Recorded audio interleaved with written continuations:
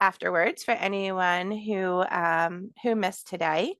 And let me go ahead and, oops, that's not right.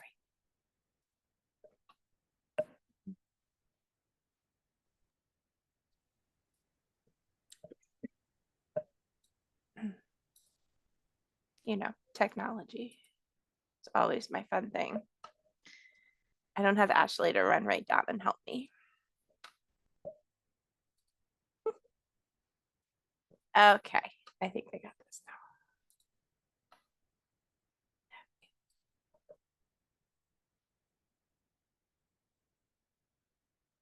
now. Or not.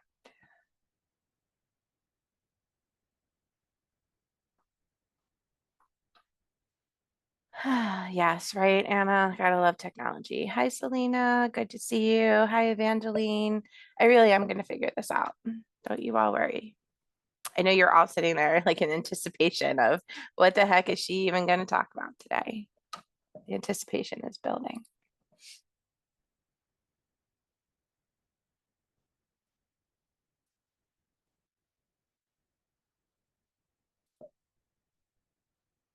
Okay. Now let's see if this works.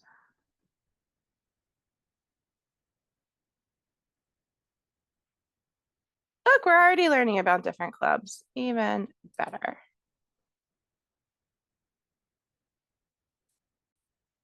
All right, let's see. Can you all see I don't know what screen you can see. What can you see? Yep. Yeah, we can see it. Great. Can you see like my actual PowerPoint or is it like all the slides on the left? All the slides. That's just wonderful. Okay. I don't know how to change it. They played with my computer the other day. I'm sorry, you all. I'm normally much better at this.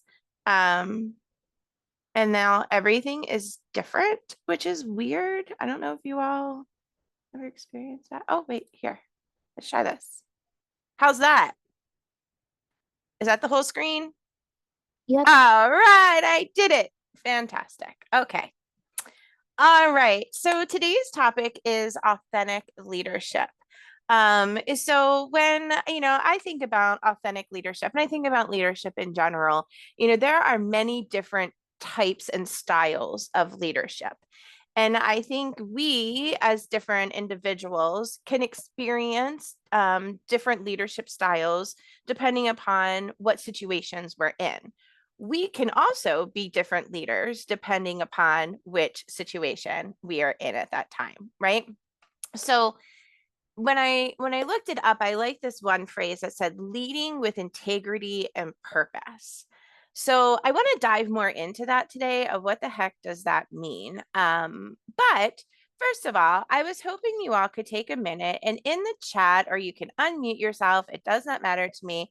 I want you to think about why do we even need to talk about leadership, or why do you want to learn more about leadership? So just take a moment. You can unmute. You can put it in the chat. And I know my colleague here, Darren Coco, is here, so he can help me kind of monitor that chat as we go. So why do we talk about leadership?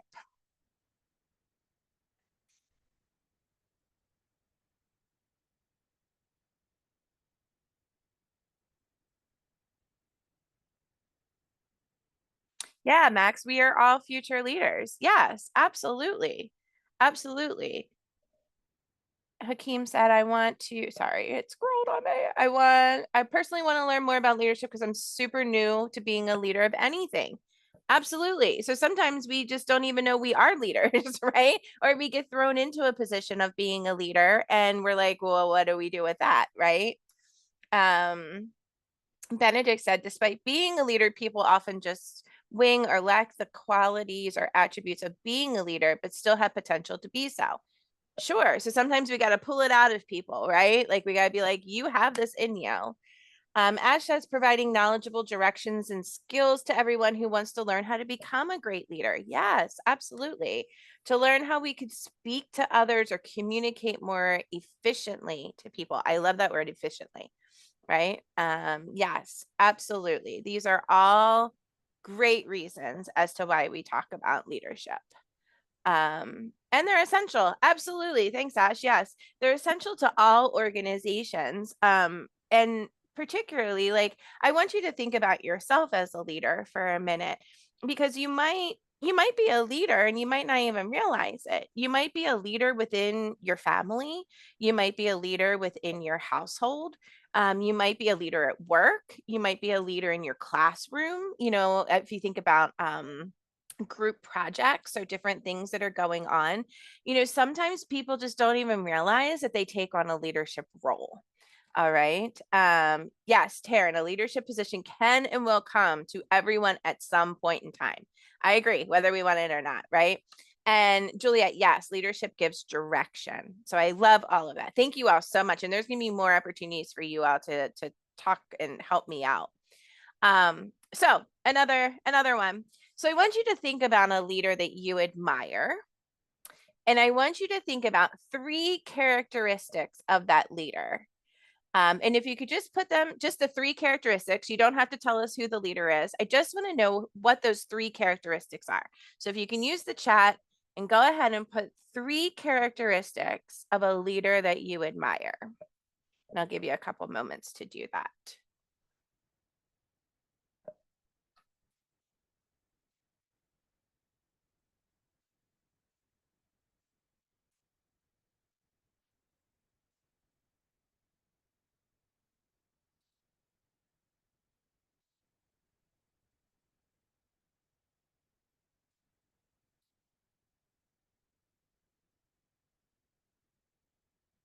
Thanks, Anna. So Anna's leader is honest, down to earth, and realistic.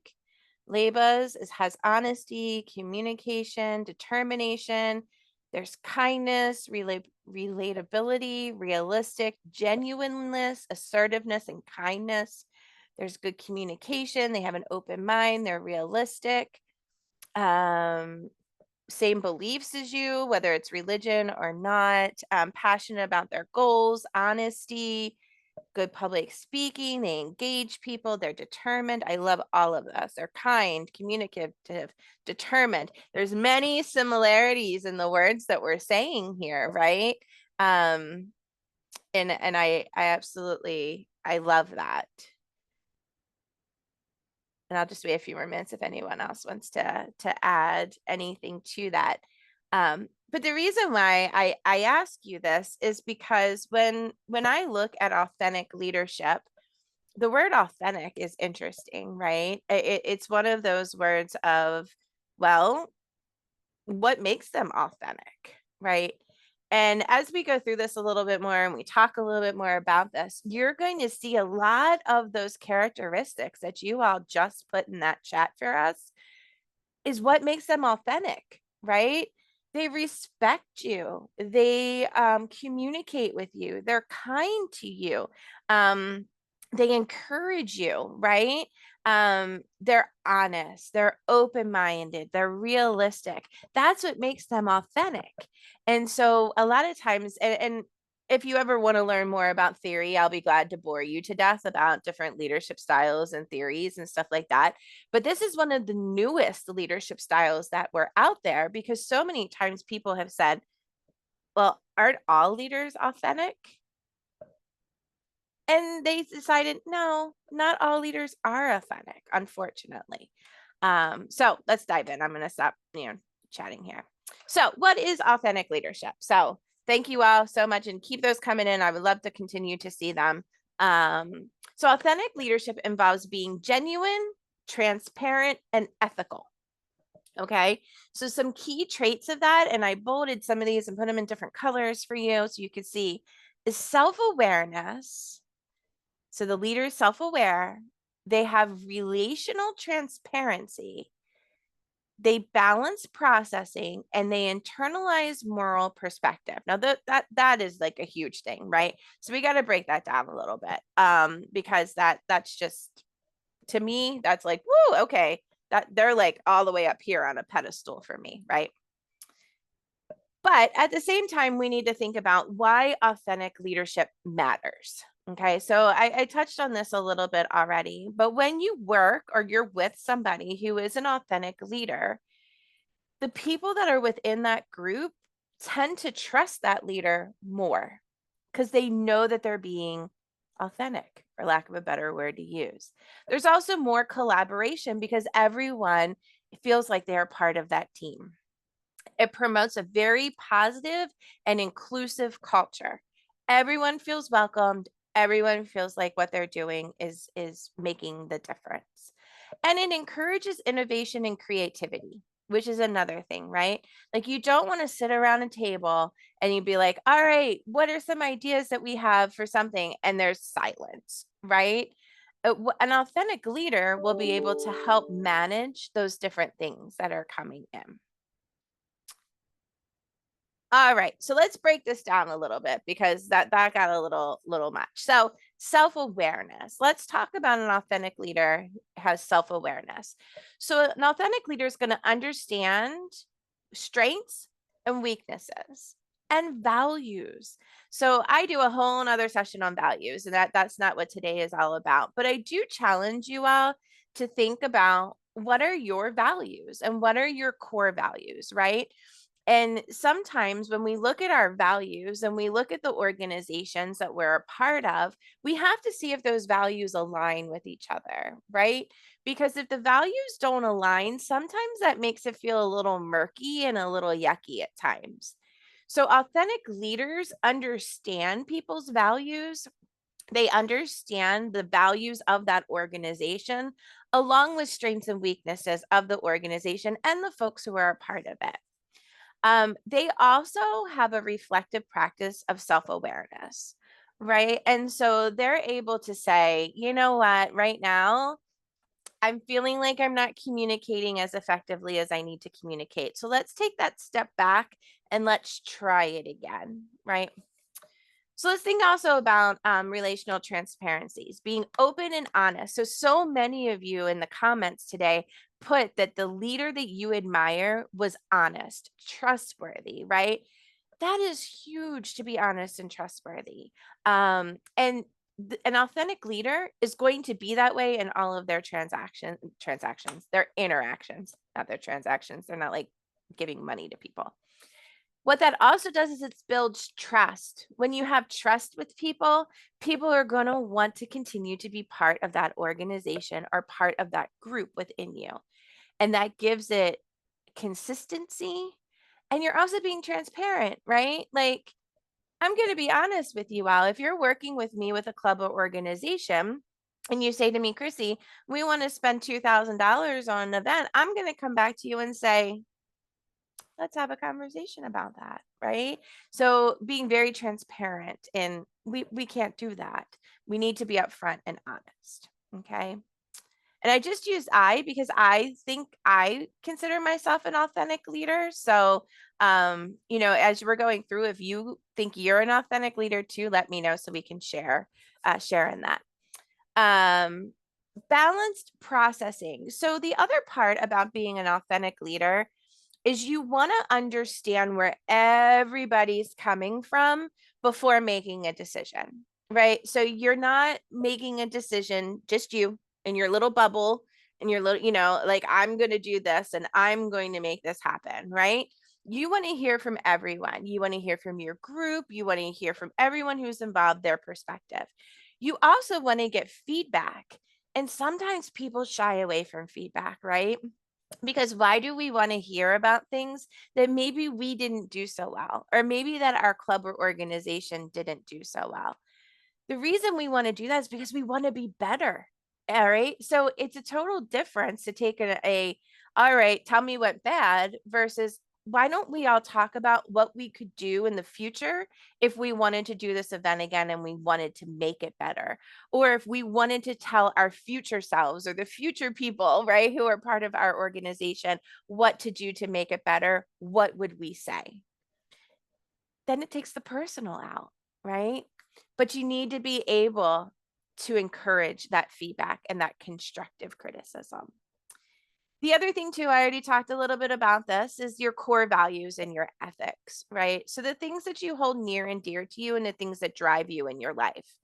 You need to be able to internalize that moral perspective, but also need to be able to share when there is likeness, right? Because you need to be able to lead by example. All right. I always say I would never ask anyone to do something that I wouldn't do myself. And so being able to do that and showing how to do that is very different than sitting in a chair and saying, go ahead and do that.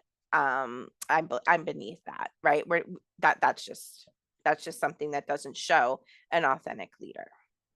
But sometimes it's necessary. All right. So how do you develop these authentic leadership skills, right?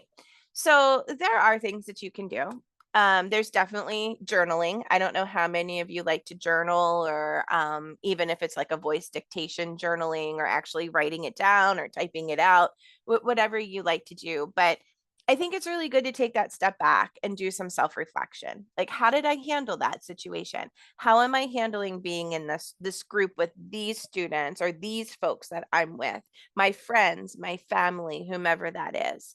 And then I think too, it's really healthy to have group discussions, right? It's good to have group discussions on values and ethics. And then there's always the option you can role play scenarios and you could try to figure things out. But when you're developing your own authentic leadership skills, it's really good to dig inside of you. Who are you and what makes you authentic, right? And I always ask people, like, do you consider me a leader?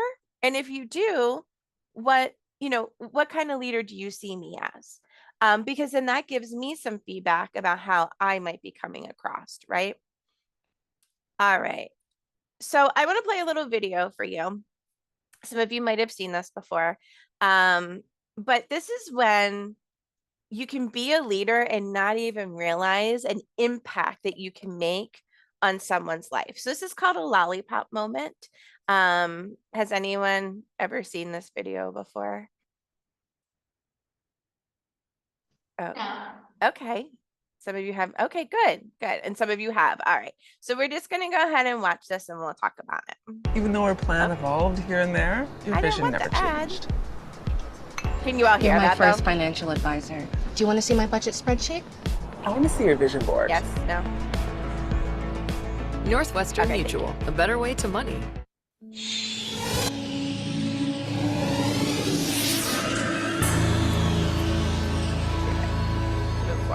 Are completely comfortable with.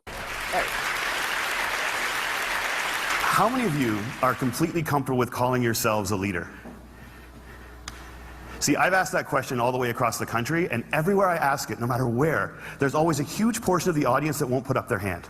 And I've come to realize that we have made leadership into something bigger than us. We made it into something beyond us. We made it about changing the world. And we've taken this title of leader and we treat it as if it's something that one day we're going to deserve. But to give it to ourselves right now means a level of arrogance or cockiness that we're not comfortable with.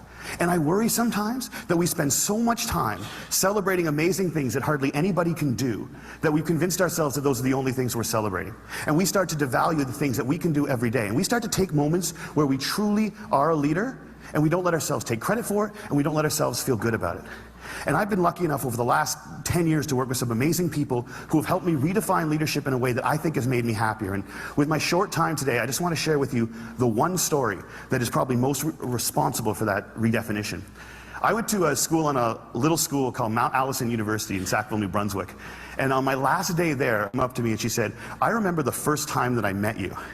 And then oh gosh, I'm so sorry. She told me a story that happened 4 years earlier. She said, on my day before I started university, I was in the hotel room with my mom and my dad, and I was so scared and so convinced that I couldn't do this, that I wasn't ready for university, that I just burst into tears. And my mom and my dad were amazing. They were like, "Look, we know you're scared, but let's just go tomorrow. Let's go to the first day. And if at any point you feel as if you can't do this, that's fine. Just tell us, we will take you home. We love you no matter what." And she said, so I went the next day and I was standing in line getting ready for registration, and I looked around and I just knew I couldn't do it. I knew I wasn't ready. I knew I had to quit. And she says, I made that decision, and as soon as I made it, there was this incredible feeling of peace that came over me. And I turned to my mom and my dad to tell them that we needed to go home. And just at that moment, you came out of the Student Union building wearing the stupidest hat I have ever seen in my life. It was awesome. And you had a big sign promoting Shinorama, which is Students Fighting Cystic Fibrosis, a charity I've worked with for years. And you had a bucket full of lollipops.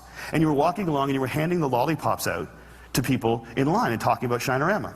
And all of a sudden, you got to me and you just stopped. and you stared. It was creepy. This girl right here knows exactly what I'm talking about. And then you looked at the guy next to me, and you smiled, and you reached in your bucket, you pulled out a lollipop, and you held it out to him, and you said, "You need to give a lollipop to the beautiful woman standing next to you." And she said, "I have never seen anyone get more embarrassed faster in my life." He turned beet red, and he wouldn't even look at me, he just kind of held the lollipop out like this. And I felt so bad for this dude that I took the lollipop. And as soon as I did, you got this incredibly severe look on your face, and you looked at my mom and my dad, and you said, "Look at that, look at that. First day away from home, and already she's taking candy from a stranger."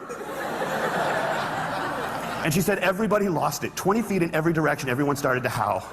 And I know this is cheesy, and I don't know why I'm telling you this, but in that moment when everyone was laughing, I knew that I shouldn't quit.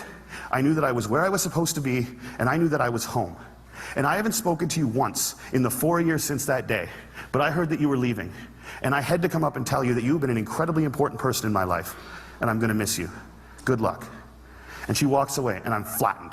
And she gets about 6 feet away, she turns around and smiles and goes, "You should probably know this too. I'm still dating that guy 4 years later." A year and a half after I moved to Toronto, I got an invitation to their wedding. Here's the kicker, I don't remember that.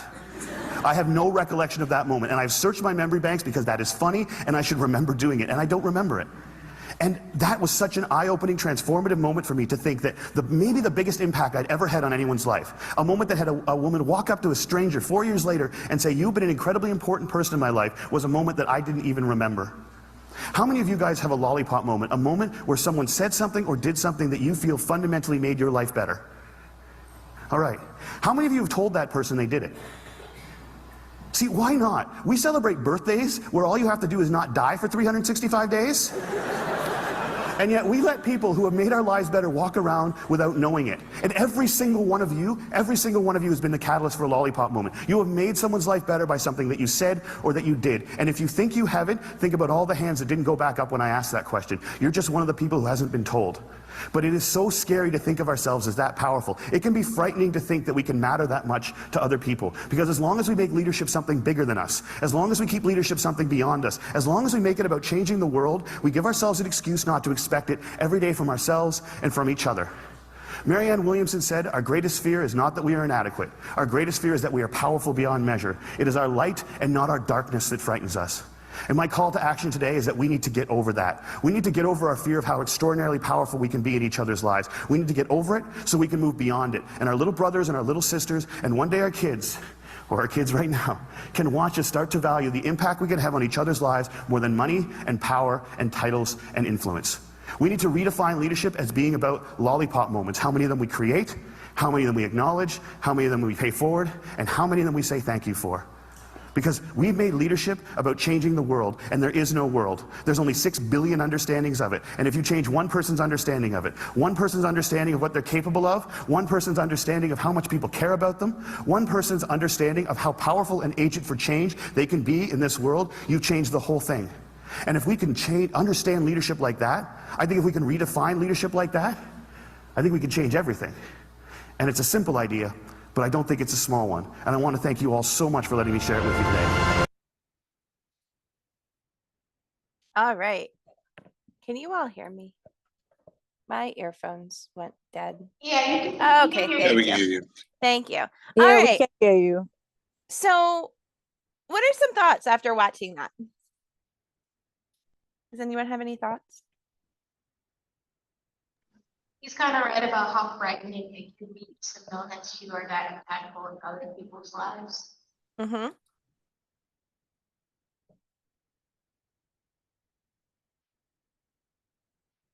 Yeah, first of all, I don't know how good my mic is, so if it's really bad, I'll just type this. I can hear you just fine. Thanks. Okay. I am the vice president of the Dungeons and Dragons Club at Catonsville, and I realized that I've kind of had that or given that lollipop moment to some people. So D&D is like a very like social thing, and it requires, interacting with people, but we also have a lot of students there who are shy and not sure where to start. I'll tell Colin I say hi. But I realize that like whenever there's someone new there who's kind of just sticking to the corner or, seems a little unsure of what to do, I go up to them, I give them this feel of like, hi, welcome to the club, etc. And I point them into a direction of where they can talk, or if they just want to like listen to other people talk, at least that way they can be part of it instead of just sitting on the sidelines unsure of what to do. I love that. Thanks so much for sharing, Anna. That's absolutely what they're talking about, right? And sometimes we don't even know the impact that we're having when we do things like that, right? Yeah. Anyone else? Max put it's a different view on the topic of leadership. Sure. Sure. Because sometimes we don't even think about it. I love that he like admitted that he was like, I don't even remember this moment, right?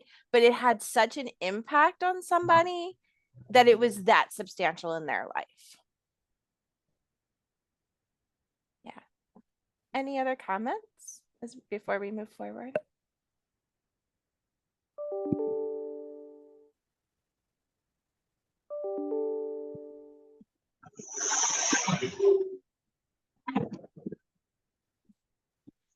So, when I was thinking about this presentation, I was thinking about authentic leadership. The reason that I showed this video was not just to talk about lollipop moments, but it was really to talk about how those lollipop moments happen when you are an authentic leader, right? Because you don't even realize the difference that you're making because it's who you are and it's who you're portraying, right? And so that girl never forgot him. And I'm sure when she saw him on campus, they probably had other interactions because all of a sudden they built a bond, right? Because he was so authentic and yes, he did it through joking, but he was authentic in what he did, right? So that's why I chose this video, because I think it does give a good example of authentic moments. Okay, so there's a case study that's, oh, go ahead, Dara, I'm sorry.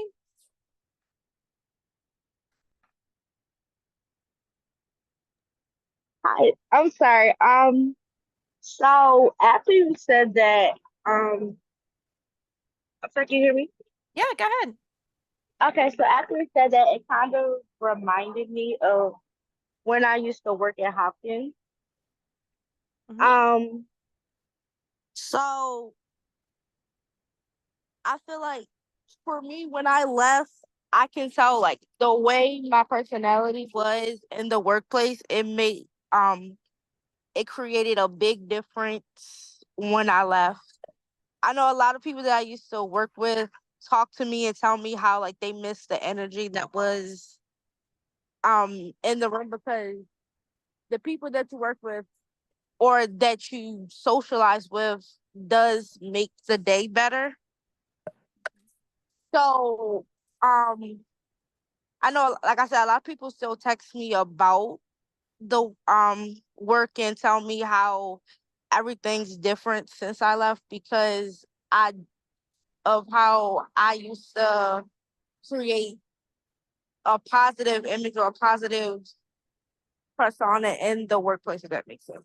Yeah, no, absolutely. I think that's a perfect example, right? Of many, many different moments of leadership because you were that person that people relied upon to do that. So thank you for sharing. I really do appreciate that.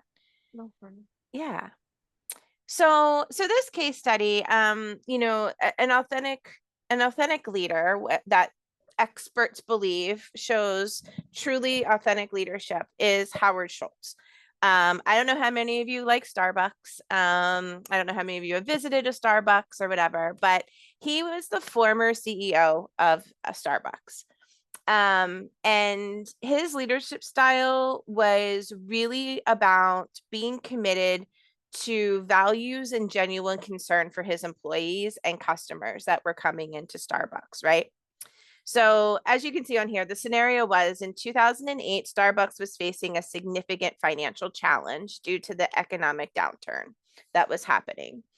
And Mr. Schultz stepped down as CEO in 2000, but he decided to return to lead the company through this difficult period. All right. So what happened? So he held open forums with employees to discuss what was going on. And then what is also the vision for the future, right? So he was transparent and he communicated. He communicated very openly that Starbucks was struggling financially, right? And there was going to be some really tough decisions that were going to have to be made, including maybe people losing jobs or different stores shutting down, but he was very open about that. He was committed to the core values, right? So he refused to compromise the quality of the product.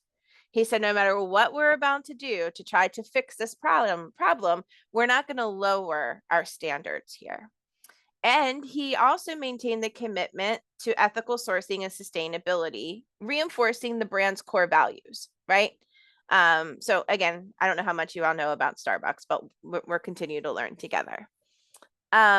The idea too was employee engagement. So we already talked a little bit about this, that he was already communicating, he was already being transparent, but he also wanted to make sure that the employees felt like they were a part of everything that was going on. So he introduced new training programs to improve customer service and employee satisfaction. If there's a problem, then let's fix it. Let's figure out how to fix it. He also implemented, which I think this is interesting, a My Starbucks Idea platform. And what this did was it allowed employees and customers to share their ideas for improving that company. And they went to him so he could see what employees were saying he wanted to hear. He was also innovative and adaptive. So he developed new products. He developed the way stores were laid out. He decided to introduce the Starbucks Reserve stores. Okay. Which I believe those are like the ones that are like in hotels and different things like that, right? Little ones. Not we don't need to have big chains, but we can have little ones and still do what we need to do. Let's think about our bookstore here at Essex and Catonsville, right? And he embraced digital innovation, including the expansion to a mobile app. Holy moly, like that how many places out there now have these mobile apps, right? And a loyalty program. How are we going to get people back time and time again? So here's a little bit of the outcome. So it helped restore the trust and morale within the company. People became happy again, right? And it returned to getting a profit again. And as you know, it continues to today. It has continued to grow. It's becoming one of the most recognized and respected brands globally for what they do and how they give back, right? So as you just learned a little bit about Mr. Schultz, what I'm wondering is if we can kind of just engage in a conversation and these questions can kind of help us. But how do you think he demonstrated principles of authentic leadership during this time at Starbucks?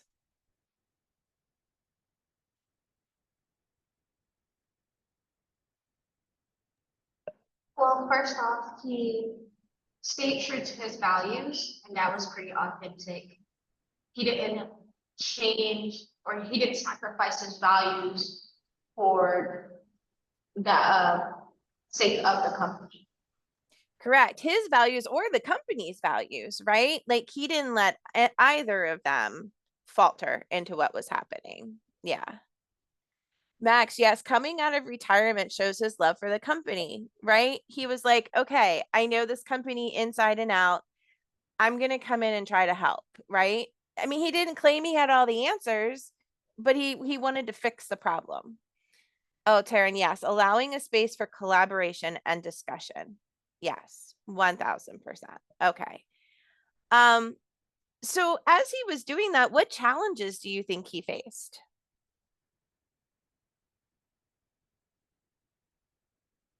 Because it's not always easy to be an authentic leader. Have to come up with a way to both balance his values, the company's values, and return a profit so they can get out of the financial struggle that they were facing. Mm-hmm. Great. Yes, perfect. What else?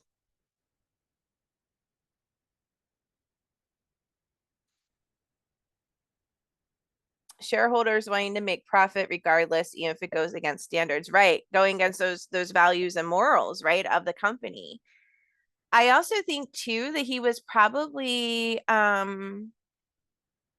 I don't want to use hostile environment, but I think too, he was going into a place that there were very unhappy people, right? And he had to figure out how to make people happy again. As you all know, that's not an easy feat, right? Probably pushback from other members of the company to prioritize profit over people. Absolutely. Dealt with people second guessing him. Yes, exactly. Or questioning his method of going back to values. Yes. Good. So we're kind of getting an idea, how it felt. Maybe, I mean, we can't ask him. We don't know if this is true or not, but we're assuming, that we know what's going on when he went through all of this. So I'm going to skip number 3, but I think number 4 is really interesting, right? So what lessons can we learn from this particular case study in regards from Mr. Schultz's approach to leadership? And when I say that, I'm also asking you all, what lessons do you think maybe you can implement as you're a leader as you think about this approach to leadership?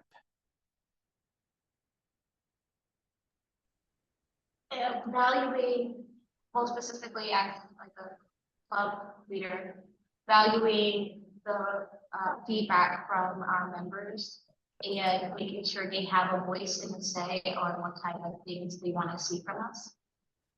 That's so great. And I challenge you all that are student leaders currently in clubs and organizations to reflect back on that. How many times have you gone to your members and asked them how they are? Ask them what they want to see, ask them what they want to do.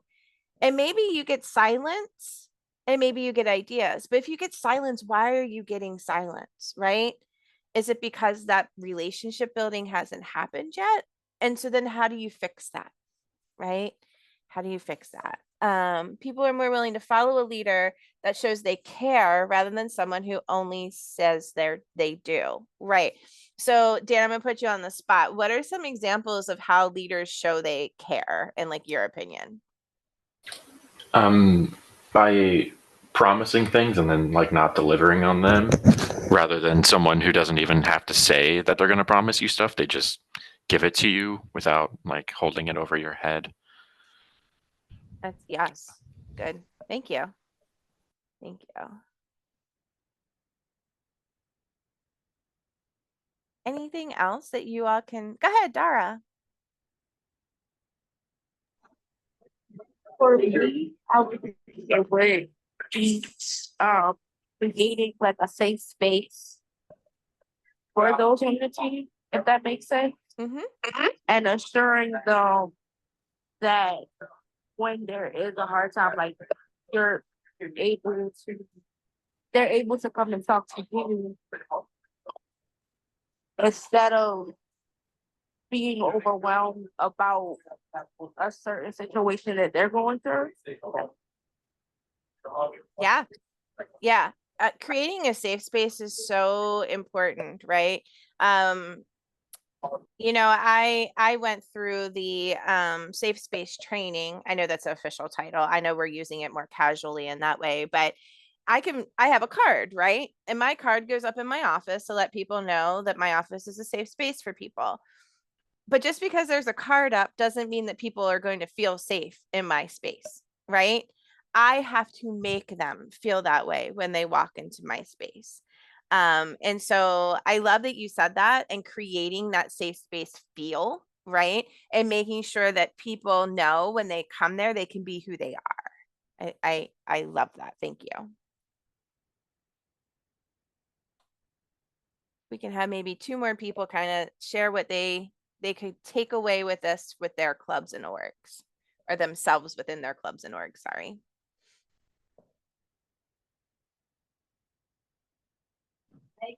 Could you repeat the question, please? Sure. Yeah, Elijah, we're looking at this example of Mr. Schultz from being the CEO of Starbucks, right? So he took this authentic leadership approach. And so what I'm wondering is, what lessons can you all take from that maybe you can implement as a student leader with either the club or organization or the group that you're a part of? I'm not sure if perfectly applies to the example of Mr. Schultz, but I have always found that leading by example is always a golden rule to put forth, especially in times of leadership. Absolutely. So if you come up with an idea, for example, and it is taxing in some way, physically, mentally, emotionally taxing, you wouldn't expect your subordinates to take up that task if you yourself are not willing to do it. So, for example, when I train people in martial arts, I tell them that I won't have them do something that I won't do myself. So if it's a drill or an exercise and it's physically demanding and it will leave them exhausted at the end of it, I do it with them so that they can see that it is possible. So in future, when I tell them to do it, they know that I have done it already and they are capable of doing it. That's a great example. Thank you, Elijah. Absolutely. What's the thing that people say? You have to walk the walk, not just talk the walk. Wait, walk the walk, not just talk the talk. Something like that. I don't know. Maybe I screwed that up. So maybe I need to learn how to get my things together. Taryn says, knowing when it's time to step up to create change and what changes would be necessary to improve the environment or the club. Absolutely. Absolutely. Because sometimes there isn't a problem, right? Sometimes everything's just fine and you can just be your authentic self within that club. So thank you. Thank you all. I appreciate that. So I'm going to end today by sharing 5 ways to be a more authentic leader. So the first thing is to rethink, right? Rethink what that leadership image is, right? And hopefully today with watching that whole lollipop, moment idea, and thinking about inclusiveness, and how you make people feel when they're part of the group that you're a leader within, just think about what that image is that you give across as a leader. Increase your self-awareness, okay? Increase how you're coming across, increase how people look at you. Can they see your core values that are within you? Can they see the values of your organization as you are that leader? And then do assessment, right? Assess what's going on. What's the likes? What's the dislikes? What are things that are going well? What are things that need to change? What are things that need to adjust? Take action, but make sure you're supported in that action, right? It is really no fun to be a one-person leader because guess what?